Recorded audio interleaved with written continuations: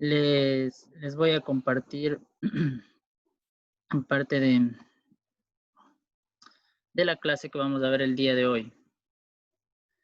A ver, nosotros en este segundo parcial, ¿sí? Estamos en el segundo parcial. Vamos a meternos de lleno ya a una cosa, a los métodos instrumentales. Métodos de análisis instrumental, más bien. ¿Ya?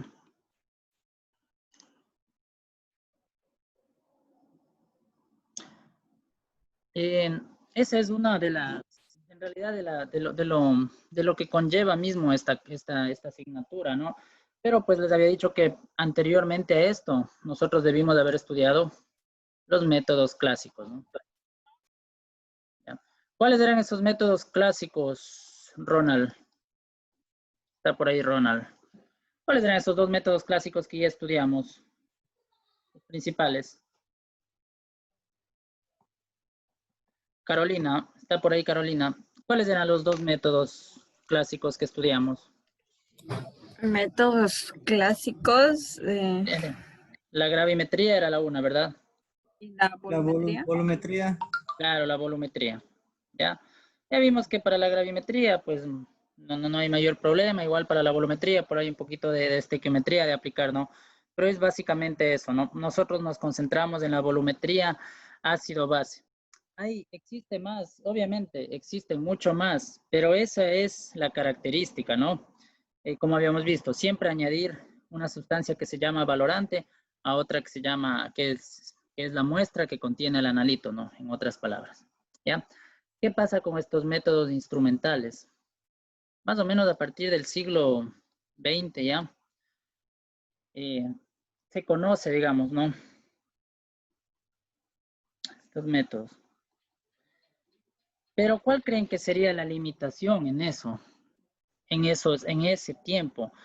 La limitación era que no existía la tecnología suficiente, digámoslo así, ¿no? Es como que usted, por ejemplo, cuando se inventó el microscopio, ¿no? Alguien tenía las suficientes ideas y decía, bueno, si yo acoplo estos lentes y hago tales cosas, pues es muy posible que yo vaya a observar microorganismos, ¿no? O organismos más pequeños. Pero seguramente no había la tecnología suficiente como para crear un microscopio, ¿no? Eso se vino haciendo después. Entonces, así mismo, ¿no? Esto es lo que quizá le estuvo detenidos por muchos años en la parte de métodos clásicos nada más, ¿no? Entonces, los métodos instrumentales, como les digo, ¿no? Estos, a más de esto, requieren equipos, ¿no?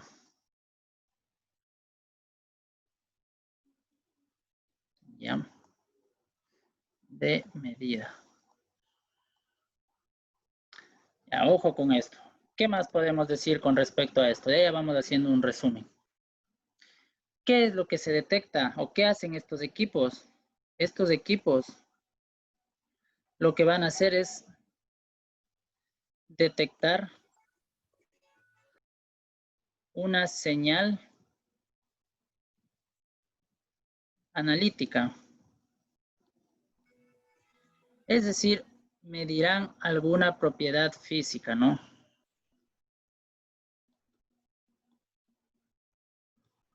¿Ya? Alguna propiedad física de la materia. Con esto, verán, ¿a qué me refiero? Estos equipos, o de qué se valieron para este tipo de análisis, es de esas características mismas. Por ejemplo, una propiedad física de la materia, yo podría señalar aquí, por ejemplo, es la conducción eléctrica o conductividad eléctrica. Usted conoce, ¿no es cierto?, que no todos los materiales tienen la misma conductividad eléctrica, ¿no?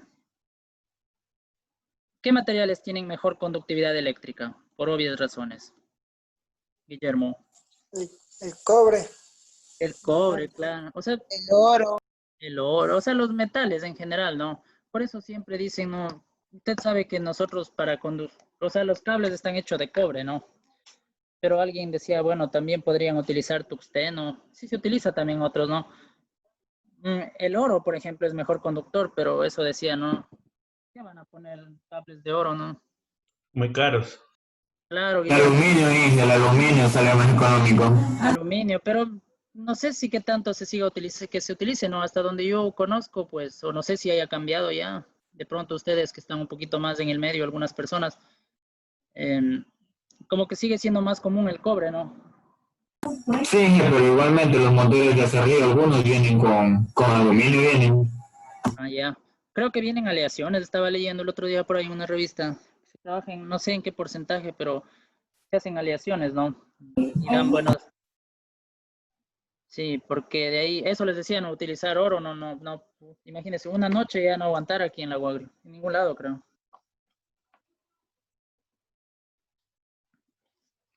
Ya, bueno. Con cobre y aluminio dicen que hacen las aleaciones, dice mi esposo Inge. Allá. Sí, con cobre y aluminio. ¿En qué proporciones? Eso es una mezcla homogénea también. No es una solución, ¿no es cierto? Una mezcla homogénea nomás. Las aleaciones. Bueno, les decía, más que adentrarnos en eso, yo les digo, entonces, para que usted se haga una idea más o menos, ¿no? O sea, usted le conecta, le inserta, no sé el término, corriente eléctrica, y en base a la cantidad de corriente que conduce, usted dice, ah, ya, bueno, esto entonces me da una señal de conductividad eléctrica que se dice, y usted con eso determina, ¿no es cierto?, a qué material corresponde. Eso puede ser también absorción de la luz o emisión.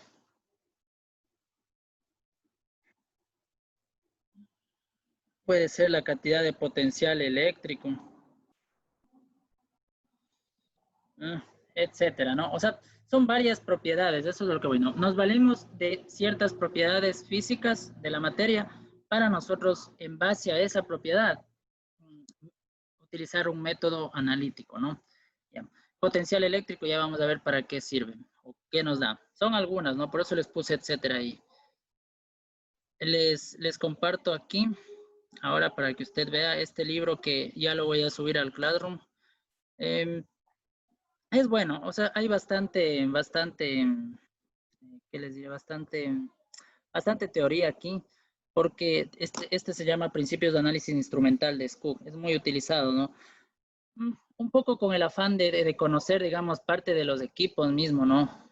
Porque la idea es que usted tenga algo de conocimiento, digamos, si algún rato usted tiene que irse a hacer prácticas en un laboratorio o va, mi idea más que el manipular, por ejemplo, si usted me pregunta ahorita cuál es el método para, no sé, para medir tal cosa, o cómo, no tanto cuál es el método, sino cómo opero ese equipo. O sea, tal vez yo le digo, no sé, pues toca leer el manual. Eso no es mucho problema, es como cuando usted, bueno, va a operar cualquier equipo, ¿no? A usted le van a dar un manual y alguien le enseña en sí. Pero lo que queremos es ir más allá y es que usted sepa interpretar qué está sucediendo ahí. Entonces, si usted me pregunta qué está sucediendo en ese espectrofotómetro, por ejemplo, yo le voy a decir, sí, lo que entiendo, ¿no? Porque recuerde que como todo, va variando, ¿no? De acuerdo, usted puede tener desde un mismo equipo, desde el más menos sofisticado hasta el más sofisticado, pero el principio de análisis va a ser el mismo, ¿no? Ya, eso es para que tenga una idea.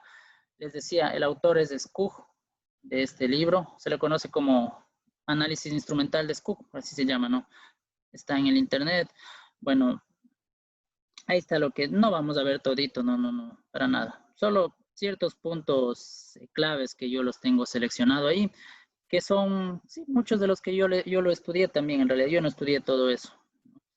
Y ya cuando, digamos, me tocó algo trabajar por ahí, algo tuve que leer, ¿no? Pero les mentiría si digo que yo me conozco todito ese libro. Solo lo básico de ahí. En la introducción les está hablando justo lo que yo les decía. Si se fijan por aquí, algo que les decía, miren, bueno, aquí nos habla, ¿no?, de la separación de mezclas complejas. Algunas técnicas que tenemos es como la fluorescencia, por ejemplo.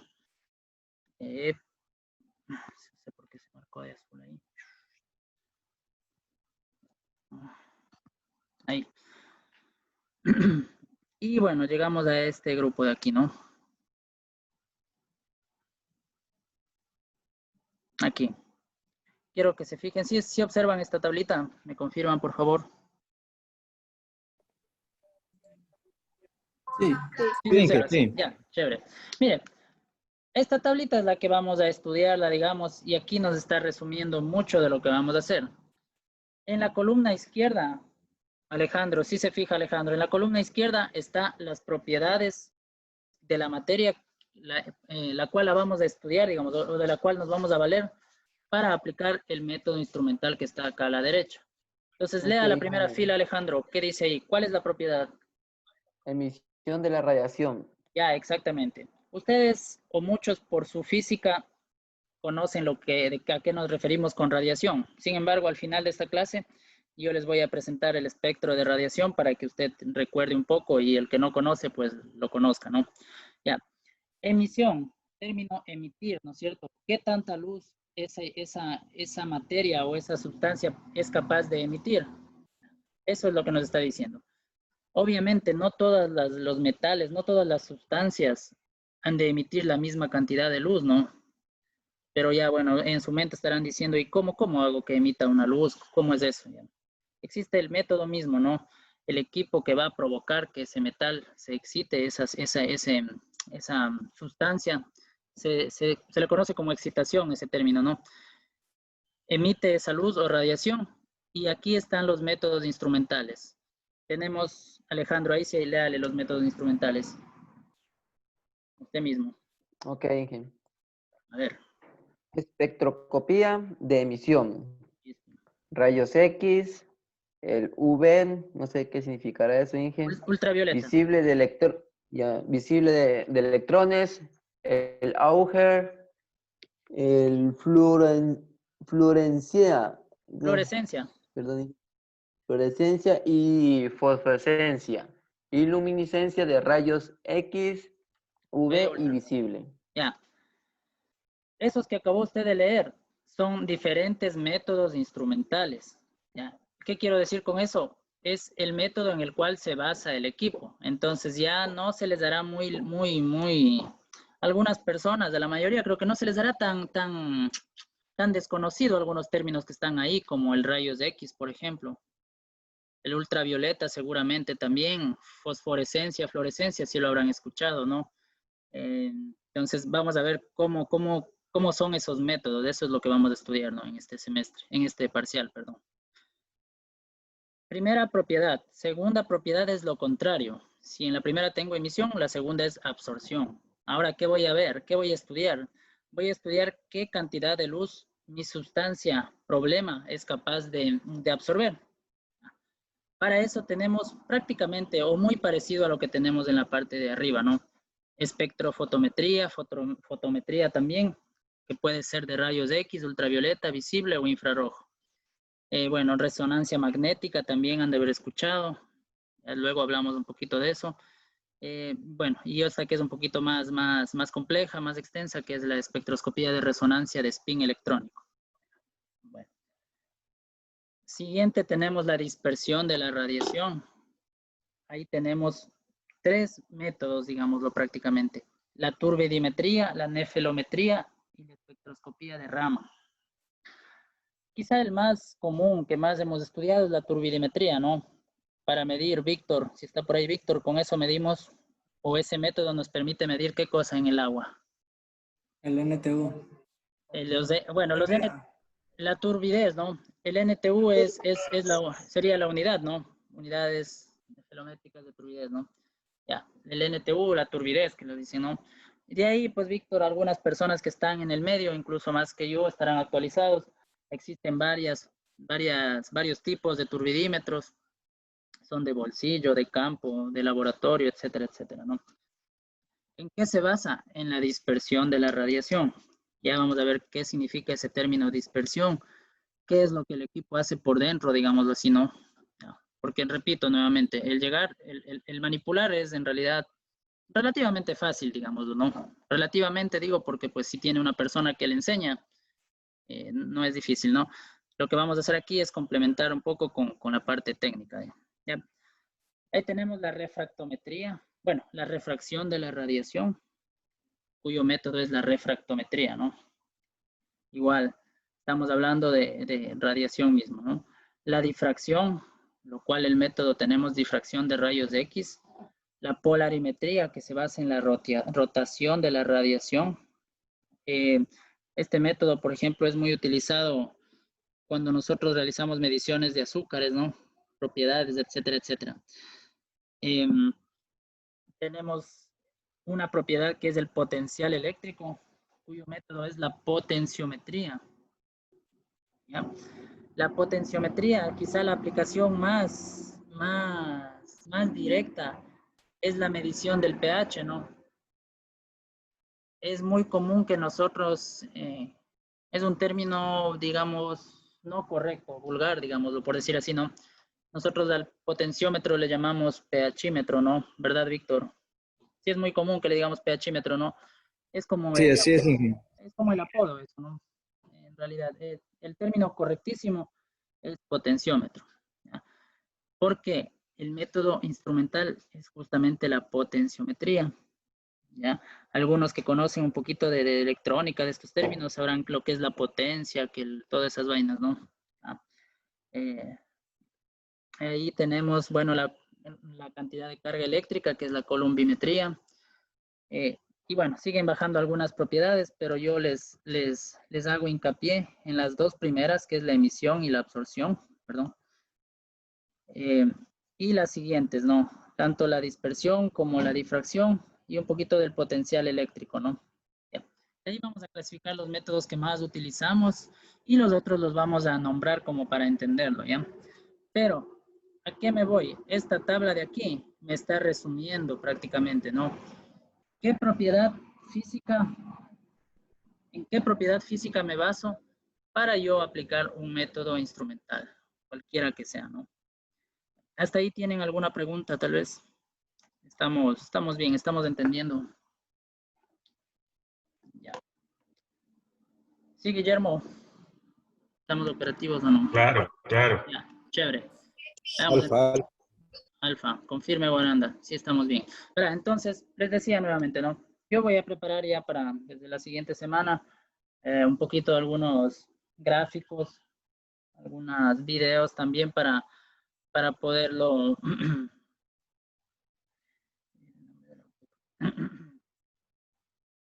Ya, el hierro es conductor, pero es maleable, dice Daira. Claro, ¿no? Entonces, no ha de valer tenerle hierro ahí. Scoop, ya le voy a subir. Scoop se llama el libro. Pero no se estresen por eso todavía. ¿Qué es la radiación? O sea, ¿de qué depende? Aquí les voy a indicar un poco de esto. Voy a hacerles, es necesario porque nosotros los primeros métodos que vamos a estudiar necesariamente van a ser basados en la radiación. ¿Qué es la radiación? ¿Quién me responde por ahí? ¿Qué es radiación electromagnética? Con sus palabras. A ver, Heiner. ¿Está por ahí Heiner o no? La dispersión de cargas como electrones y eso. Sí. A los átomos, lo que se desprende de los átomos, me imagino. Ya, correcto. No yendo tan lejos, ¿no? Un sinónimo de radiación es la luz, ¿no? Usted sabe que eso tiene un carácter dual, se lo puede ver como cantidad de fotones o simplemente se lo puede ver como energía, ¿no? ¿Ya? Entonces, nosotros basándonos en eso, claro que para nosotros la luz más común es la luz visible, ¿no? La que nosotros podemos ver. Pero bueno, para todos les comparto aquí, este es el espectro electromagnético, ¿no? ¿Sí lo están observando aquí en el gráfico? Sí, Inge. Sí, ya. Chévere. Entonces, miren, ¿cuál es el afán de esto? Recuerde que nosotros a una onda, la luz es una onda, ¿no? Onda y partícula. Bueno, eso ya por ahí es un montón de términos. Normalmente lo graficamos así, ¿verdad? Y una onda viene definida o su característica o su diferencia es en base a qué. Recuerden este término, los amantes de la física. ¿Cómo se llama esto que yo acabé de graficar aquí? Longitud.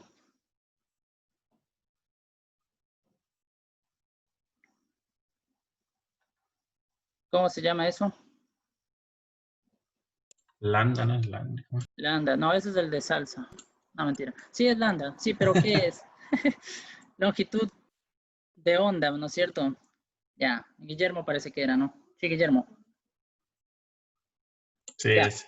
Guillermo, esa es la longitud de onda. Entonces, esta longitud de onda es inversamente proporcional a la cantidad de energía que tiene, ¿no? Entonces, fíjese acá. Aquí nos está dando por longitudes de onda. Aquí tenemos la longitud de radio, ¿sí? Del espectro del radio, que tiene un valor de 10 al cubo metros. O sea, son unas longitudes grandotas, ¿no? Si usted se fija. Sí, la del microondas ya va bajando un poco. Esa es 10 a la menos 2 metros. Luego le sigue la de infrarrojo. Esa ya es más pequeña. Es 10 a la menos 5 metros. ¿Ya? ¿Qué me define cada una de estas cosas? Entonces yo le pregunto, estas longitudes de onda, mire, y otra cosa, adicional a esto, nosotros también aquí tenemos la frecuencia, ¿no? Ojo con eso. ¿Qué quiere decir frecuencia? En términos así generales, la frecuencia nos define la periodicidad o la cantidad de veces que una cresta, que uno de estos puntos pasa por un determinado, por un mismo punto, digamos, o no. Una de estas crestas pasa por un mismo punto. Es decir, si yo tengo una longitud de onda muy pequeñita como la que estoy haciendo aquí, ¿qué va a ser la frecuencia? ¿Alta o baja? Baja. Alta. Alta, ¿no es cierto? Porque haga cuenta que aquí está Guaranda. Así saben poner, saben enseñar los profes de física, ¿no? Aquí está el señor Guaranda parado. Y él está observando cuántas veces pasa esta onda por ese mismo punto donde él está. Entonces, mire, esta onda, lo que él está viendo es cuántas veces se demora en pasar esta onda, esta por ahí. Como la longitud es pequeñísima, la frecuencia va a ser rápida, ¿no es cierto? O sea, esas longitudes van a pasar rapidísimo. Contrario a que tuviera esta onda, mire. ¿No es cierto? Mientras aquí, esta onda 1 y esta onda 2. La onda 1, digamos, en 30 segundos, pasaron cuántas, diría yo, me invento, unas 100. La de acá, por tener una longitud muy alta, muy grande, pasan cuántas, unas 20 nomás, ¿no? Ya, ¿está entendido esto? Más o menos. Pregunten nomás. Sí. Sí, ya. Mire, incluso aquí dice, no, las frecuencias, miren, por eso. Aquí 10 a la cuarta, 10 a la octava, y acá va subiendo, ¿no? Conforme la longitud de onda, mire, la longitud de onda se hace más pequeña, la frecuencia se hace más alta. Y con ello la energía también. ¿Ya? Eso es lo que nos quiere decir esto, ¿no? Por eso es que, bueno, para ustedes, pues no es nada raro darse cuenta que las longitudes de onda de radio las tenemos por todo lado, ¿no es cierto? Igual que la de los celulares, ¿verdad? Y no es que nos pase algo, no. Las longitudes cada rato, me imagino, esas ondas nos están atravesando, digamos, y no es que nos pase algo o nos cause un daño. Porque les decía, estas longitudes de ondas son bien altas, las de radio, microondas, infrarrojo, el visible incluso, ¿no? Donde ya empieza a haber problemas es desde aquí, mire. Desde donde yo le estoy señalando con azul. ¿Qué es eso, Erika? ¿A qué longitudes de onda? ¿A qué se refiere esa longitud de onda de 10 a la menos 8? Si lo está leyendo cualquiera de las Ericas. Ultravioleta. Claro, ultravioleta, ¿no es cierto? Por eso es de la radiación que nosotros tenemos que cuidarnos. Ni se diga ya en longitudes de onda de 10 a la menos 10. Ahí están los rayos X ya. Esos ya hay que tener, ya tenemos cuidado, ¿no? Todos nos hemos de haber hecho una radiografía, ¿no? Alguna vez. Ya con traje eso diga en los rayos X. Ah, de ley. Algunos más que otros. Se han hecho radiografías. Y, ¿no es cierto, Ángel? Cuando usted se va a hacer una radiografía, ¿qué le dice la persona que está ahí? ¿Cuánto tiempo se pone ahí? Un ratito nomás, ¿no? Segundos Claro, nomás. Son segundos. Claro, segundos nomás le dice respire profundo o lo que sea que se vaya a hacer. Ahorita que es para el COVID nos mandan a Que mire hacer para otro lado, le dicen. que cierre los ojos. No, eso no. Que mire para que respire lo que sea. Y rapidísimo y se sale, ¿no? No es que usted está expuesto ahí, ¿no? Porque, mire, ahí está la explicación, porque esta longitud de onda es muy pequeña, es decir, la frecuencia es altísima. Y si la frecuencia es alta, la energía es altísima, ¿no es cierto? Y ni se diga los rayos gamma que están por acá, ¿no? Ya es. Entonces, miren, eso también es la labor, ¿no? Cuando a usted le hablan del sol, ¿no? El Sol normalmente emite un montón de radiaciones en todas las longitudes posibles, ¿no? Pero esas son filtradas en la capa de ozono. Por eso indica, ¿no?, que en la capa de ozono ya se está destruyendo y por eso hay que la radiación, hay que usar protector solar, no sé qué, nomás saben ya. Bueno, ¿por qué me metí a todo este asunto de aquí? Era para que un poco usted ahí sí tenga claro a qué me refiero con esto, ¿no? Bueno, además, miren que, bueno, aquí le está dando un poco también, más o menos haciendo una referencia al tamaño, ¿no? Dice la longitud de radio 10 al cubo metros, o sea, más o menos le relaciona con el tamaño de un edificio. 10 a la menos 2, ya los microondas. Por acá está una abeja, un alfiler. Y de aquí para acá ya son sumamente pequeños, ¿no? Porque ya está hablando de protozoarios, ya son estructuras microbiológicas, moléculas, átomos y un núcleo atómico, ¿no? Que sabemos que es lo más pequeño, tal vez podamos ver. ¿Quién recuerda? ¿Quién estuvo en las conferencias, no? Ahí nos habló algo también, ¿no? Del poder de lo pequeño. No sé si pudieron escuchar un poco de lo que hablaron de la nanotecnología. Ya, entonces, ahí explicó también un poco, ¿no? Que esto de los virus, por ejemplo, ellos están en tamaño de los nano, ¿no? ¿Cuánto era el nano? A la menos 9, ¿no? Claro. Un nanómetro es 1 por 10 a la menos 9 metros. O sea, es una cosa que obviamente imperceptible, ¿no? Ya. Imperceptible y tal vez, ¿qué sería?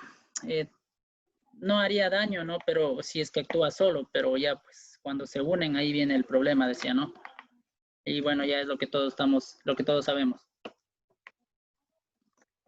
Ya les decía, ¿para qué me metí? ¿Cuál era el objetivo de esto? Bueno, ahí me regreso un poco acá, ¿verdad? Era para que me entiendan el rato que vayamos a hablar de los métodos, ¿no? Es fácil esto, no se preocupen. Fácil si lo entendemos desde el inicio. Entonces, aquí sí lo que Alejandro leyó, miren. Usted va a tener espectroscopía de emisión, si le alcanzan a ver aquí. Y ahí le dice, ¿de qué tipo? Rayos X, ultravioleta visible y de electrones. Entonces, ¿cuál será la diferencia entre todos estos mismos métodos? Mire, la espectroscopía de rayos X, de ultravioleta y visible son el mismo, son espectroscopía, pero ¿en qué se diferencia? En la longitud de onda que yo voy a utilizar, ¿no es cierto? En el primero utilizaré rayos X, es decir, a alta energía. Recuerde, rayos X normalmente, si usted siempre que escuche alta energía, se utilizará cuando sean métodos muy extremos, digamos, ¿no? De pronto para utilizar, para determinar cristales, eso en mineralogía utilizan eso, ¿no? Porque muchos de estos suelen ser destructivos también. Porque por el mismo hecho, ¿no? Que un rayo X tiene mucha energía, entonces si usted le irradia a la materia, no ha de ser para utilizar en cualquier caso, digámoslo así, ¿no? Es muy delicado. El ultravioleta visible, pues como ya observaron, también es fuerte, pero no tanto. Y dependiendo del método, o más bien del analito, lo que queramos determinar, ahí vamos a ver si utilizamos de espectroscopía de rayos X, de ultravioleta visible, o solo de visible, ¿no? Lo mismo acá, lo mismo para la absorción de la radiación. Absorción igual tenemos fotometría de rayos X, UV, visible e incluso el infrarrojo, ¿no? Creo que no estaba en el gráfico otro, pero igual. Todos estos tipos de luces, más bien de radiación, de luz, como quiera llamarlo, se diferencian en una sola cosa. ¿Cuál es esa una sola cosa, Melba? ¿En qué se diferencian todas las radiaciones?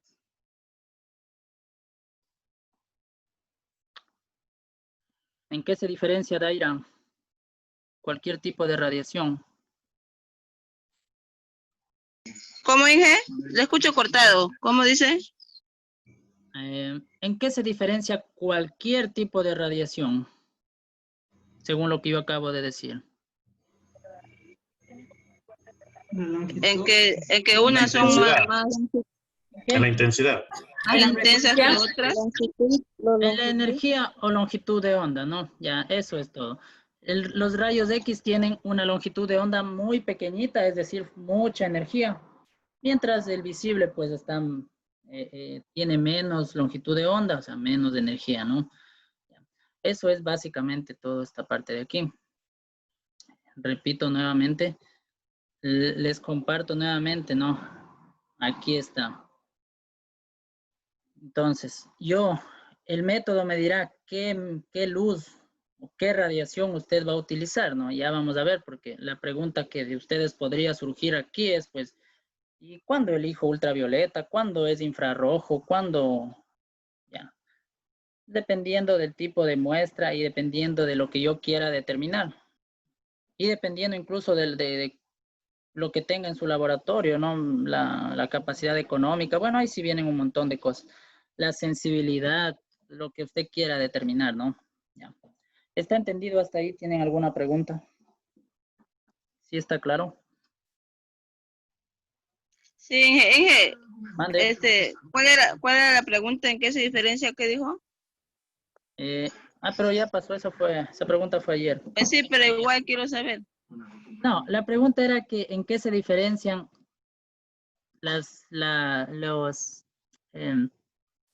todo tipo de luz, todo tipo de radiación.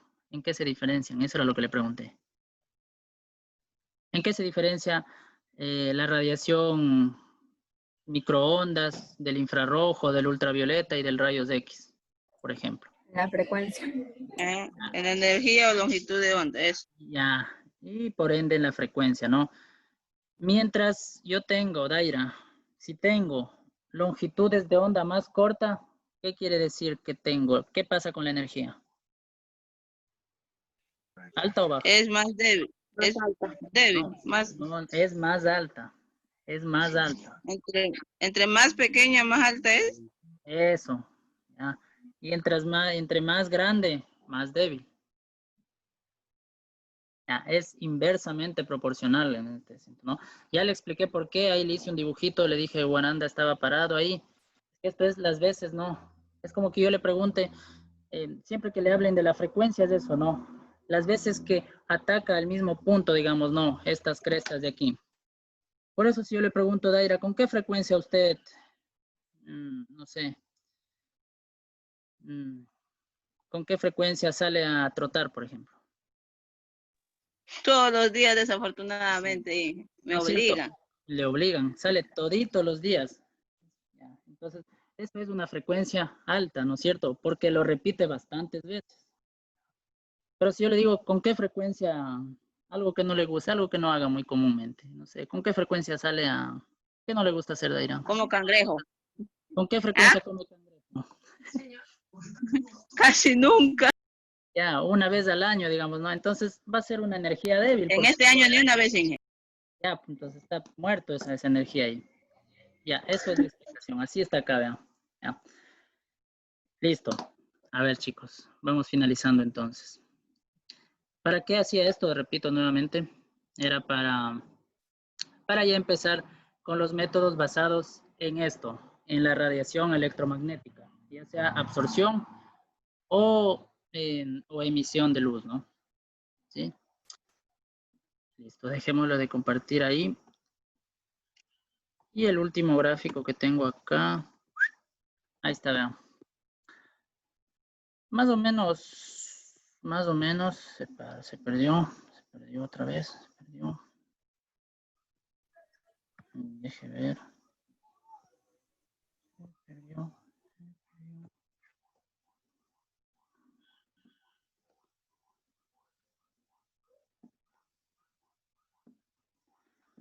Miren, más o menos esto es lo que sucede así, a muy grosso modo, lo que va a pasar, ¿no? Miren, usted en un equipo va a tener estas tres cosas fundamentales. El estímulo o fuente de energía, es decir, del que le va, si en el caso que sea emisión o más bien absorción de radiación, el estímulo es el que emite la radiación.